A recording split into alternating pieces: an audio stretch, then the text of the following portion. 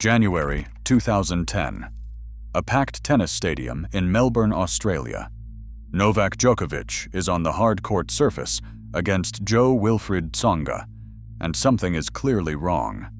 His body is cramping under the stadium lights. His legs are giving out. The number 3 tennis player in the world is collapsing in front of 20,000 fans, and he cannot figure out why. He would lose that match. And for years, these mysterious physical breakdowns kept happening at the worst possible moments during Grand Slam tennis tournaments. Djokovic visited doctors and medical offices across 3 continents. Nobody could explain it. Then a nutritionist held a piece of bread against his stomach in a clinical office and changed the trajectory of a $240 million empire. Today, Djokovic holds 24 Grand Slam trophies, more than any tennis player in history. But the real story is what he built off the court, and almost none of it looks like what Federer or Nadal did with their prize money. We need to go back to that piece of bread. In the summer of 2010, Dr. Igor Katojevic, a Serbian nutritionist working from a medical practice in Cyprus, watched Djokovic struggle through another tennis tournament on television. Katojevic reached out to his coaching team with an unusual proposal. He wanted to perform an applied kinesiology test. The concept is controversial in mainstream medicine. Plenty of doctors dismiss it entirely. But the procedure was simple. Katojevic placed a slice of bread against Djokovic's stomach in his clinical office and tested his arm's muscle resistance. The result suggested a severe gluten intolerance. Now here is the part that makes this story almost too perfect. The Djokovic family has operated a small pizza restaurant in the Serbian capital since December 2005. The restaurant is still open today, serving fresh dough from its kitchen ovens. The man who would build a wellness-focused investment empire grew up making pizza dough with his own hands. His family's livelihood was literally the food, destroying his athletic career on the tennis court. Djokovic eliminated all gluten and wheat products from his diet within weeks. The transformation was immediate. He documented the process in his best-selling book about nutrition and athletic performance. He later opened a vegan restaurant on the Mediterranean coast in Monaco in 2019. That restaurant closed within a year, a business failure we will come back to later. Because what happened on the tennis court after the bread test was genuinely historic. In 2011, Djokovic won 3 Grand Slam trophies in a single season. He lifted the championship trophy at the Australian Open in Melbourne, at Wimbledon on the grass courts of London, and at the US Open in New York City. He went on a 43-match winning streak. Tennis analysts still call the 2011 season the greatest individual performance the sport has ever recorded. But this was never just about forehands and backhands. The bread test taught Djokovic something that would define his entire approach to business investing. The mainstream medical establishment told him nothing was wrong. A single unconventional test from a nutritionist nobody had heard of revealed the truth that transformed his career. That pattern of questioning conventional wisdom, trusting the data over the consensus, and acting decisively when the evidence supports it, would show up in every major investment decision he made over the next 15 years.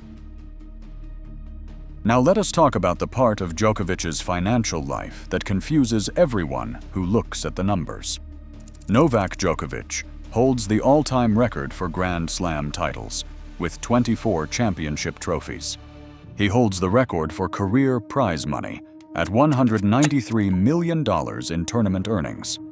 That is $58 million more than Nadal and $62 million more than Federer. He is the first tennis player to reach 400 Grand Slam match wins. By every measurable statistic, Djokovic is the most dominant player who ever held a tennis racket. So why does he earn approximately $37 million per year, while Roger Federer, retired from professional tennis since September 2022, is worth somewhere between $750 million and $1.3 billion? This is the wealth paradox. Forbes magazine named Federer the 7th athlete to reach billionaire status in their 2025 wealth ranking. Nadal's net worth sits at around $220 million. Djokovic's total net worth is estimated at $240 to $250 million. The greatest tennis player of all time has a lower net worth than the man with fewer trophies who stopped playing 3 years ago. Federer was the highest-paid tennis player for 16 consecutive years, not because of tournament prize money, but because of endorsement deals with luxury brands. Rolex watches, Mercedes-Benz automobiles, Credit Suisse banking, Uniqlo clothing, Louis Vuitton luggage. Federer turned his personal brand into a global licensing operation that generates hundreds of millions per year, regardless of whether he touches a tennis ball again. Djokovic took a fundamentally different path. He explained exactly why during a television interview with Piers Morgan. His words were direct. Sitting across the interview desk under studio lights, he said, "I did refuse a lot of the big brands and big paychecks in my career because I cannot represent something I do not believe in." That single sentence explains the entire endorsement gap.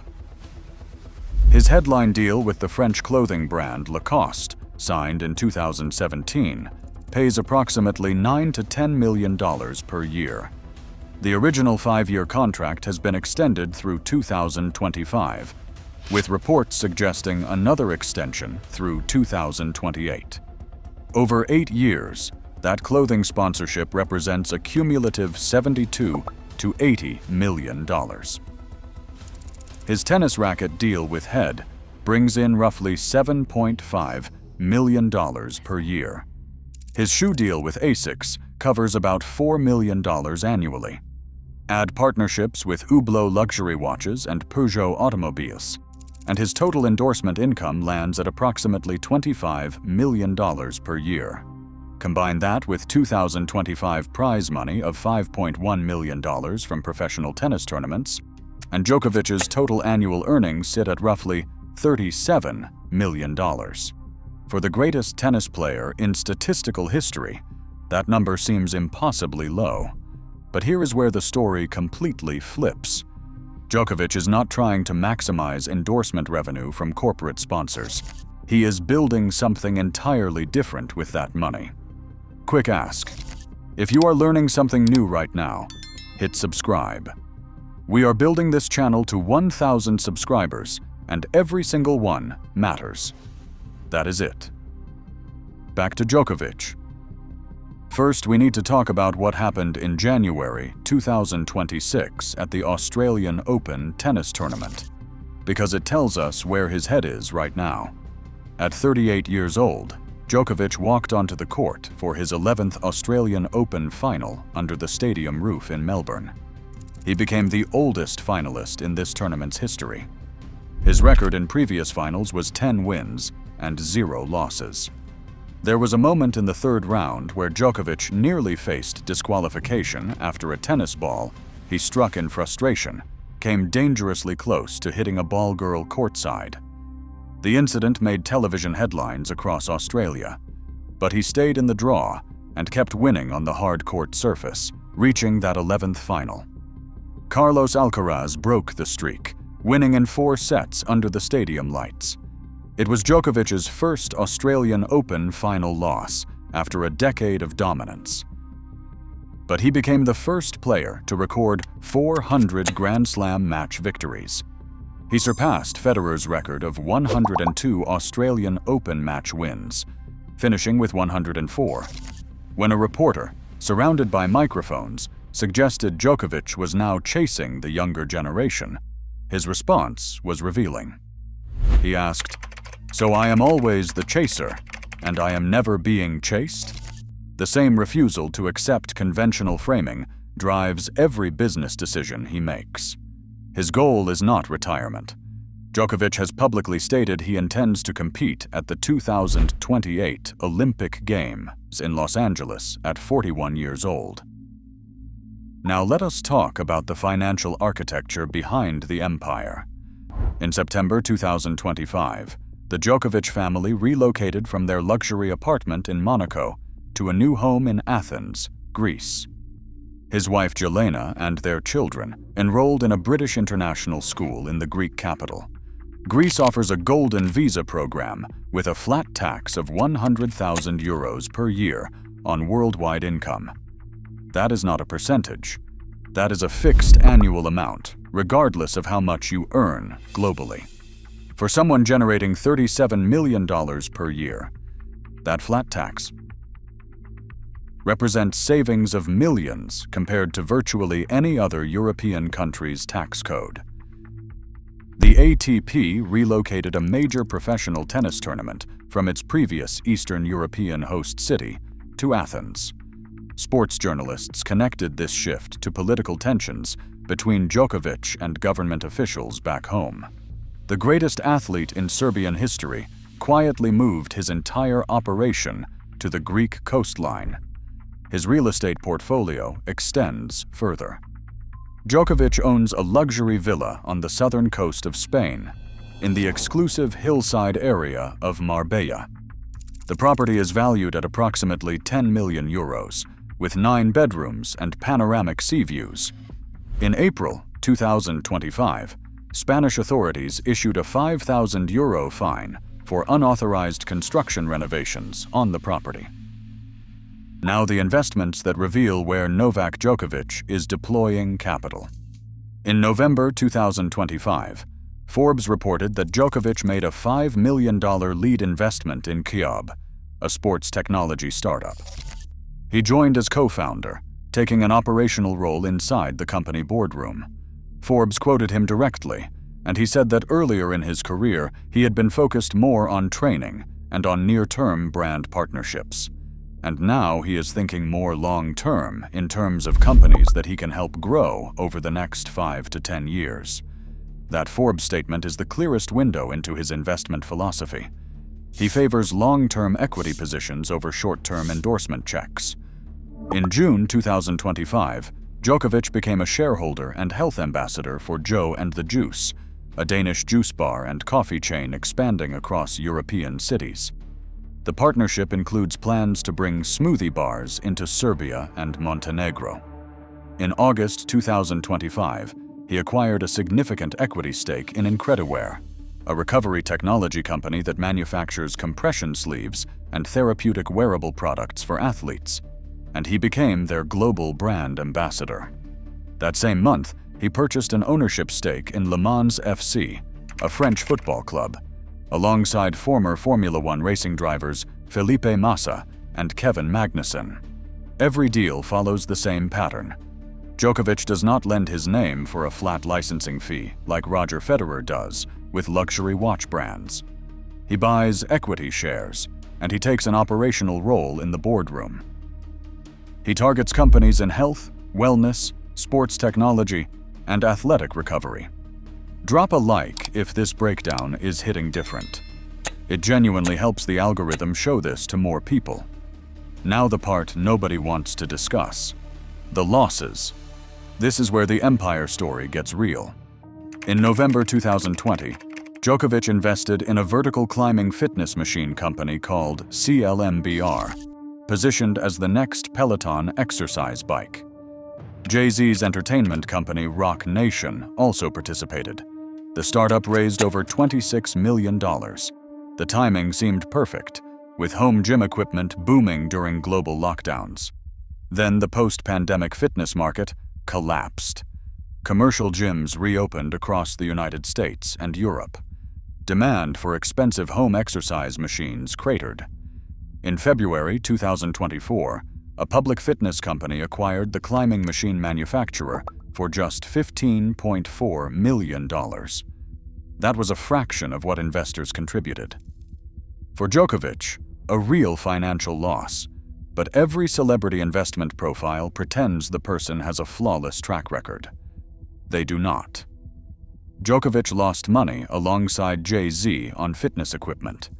That reality makes every other investment more credible.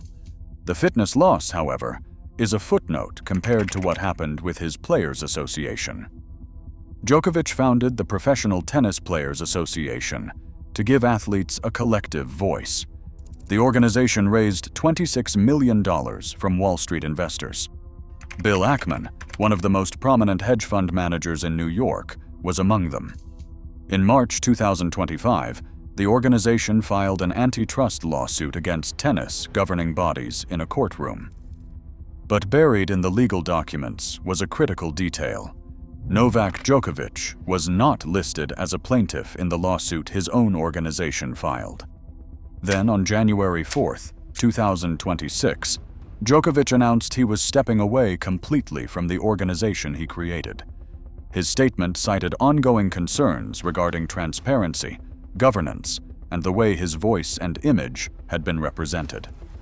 The founder raised $26 million from Wall Street, recruited one of the world's top hedge fund managers, and then walked away from his own creation because the institution drifted from its original purpose.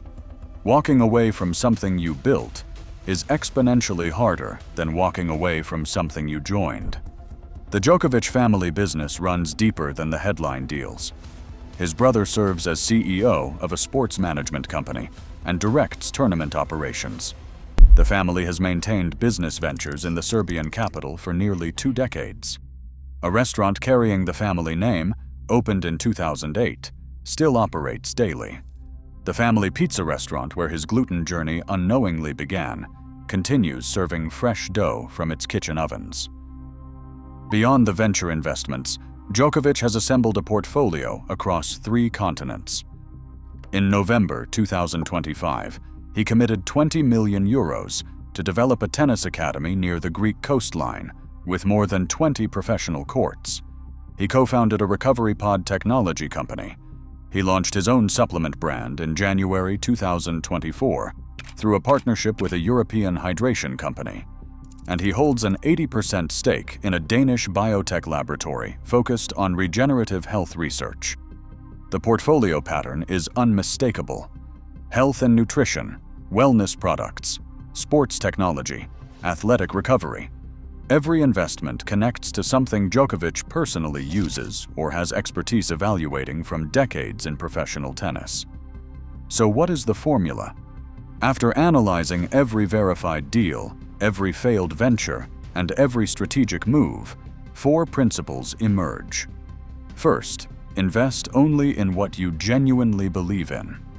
Djokovic walked away from bigger endorsement checks from luxury brands because the products did not align with his wellness philosophy. He made this explicit in a television interview. Every portfolio company connects to his personal beliefs around health and athletic performance. Second, use your platform as a startup accelerator. Djokovic does not just deploy capital. He invests his media attention, his credibility from the tennis court, and his global audience. His sports technology startup receives his co-founder title. His recovery brand gets his ambassador endorsement worldwide. His European juice chain gets his name attached to their expansion. For early-stage companies, his involvement is worth more than the dollar amount on the investment check. Third, accept losses and redirect capital. The fitness equipment company failed. His Players Association drifted beyond his control. His vegan restaurant on the Mediterranean coast closed within a year. He absorbs the loss, extracts lessons, and redirects toward the next opportunity. Fourth, think in decades, not in quarters. That Forbes quote is the key. Djokovic is focused on companies he can grow over 5 to 10 years. He plans to compete at the 2028 Olympic Games in Los Angeles at 41. His investment timeline mirrors his athletic timeline. Both are designed for the longest possible horizon. Comparing Djokovic to Federer is not about declaring a winner. These are 2 completely different philosophies. Federer monetized his personal brand through luxury endorsement partnerships: Rolex watches, Mercedes automobiles, and Louis Vuitton luggage. He turned Swiss elegance into generational wealth that compounds whether he plays tennis or not. That produced a net worth reaching $1.3 billion according to Forbes. Djokovic is building an operating investment portfolio. He buys equity stakes in startups, co-founds ventures in boardrooms, and positions himself in markets he believes will compound over the next decade. His net worth, $240 million, is lower today, but his portfolio is designed for growth that accelerates as companies mature and scale. Federer built a luxury brand empire. Djokovic is building a startup investment empire. Same sport, same generation, completely different playbooks for turning athletic greatness into generational wealth. In 10 years, the gap between their net worths could look completely different, depending on how Djokovic's portfolio companies perform. Federer's wealth is locked in through luxury brand contracts. Djokovic's wealth has a wider range of outcomes.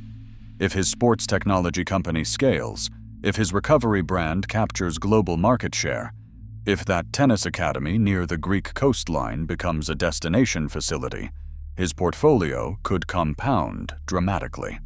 The upside ceiling is higher. So is the downside risk. If this breakdown gave you a new perspective on how elite athletes build wealth off the court, smash the like button and subscribe to the channel. We are on the road to 1,000 subscribers, and every single one of you watching right now makes a difference. Hit that button. Now here is why we saved this for last. This exact playbook Novak Djokovic is running is not unique to tennis. Another athlete used the same principles to turn 90 million into 1.3 billion. That full breakdown is on screen right now. Click it.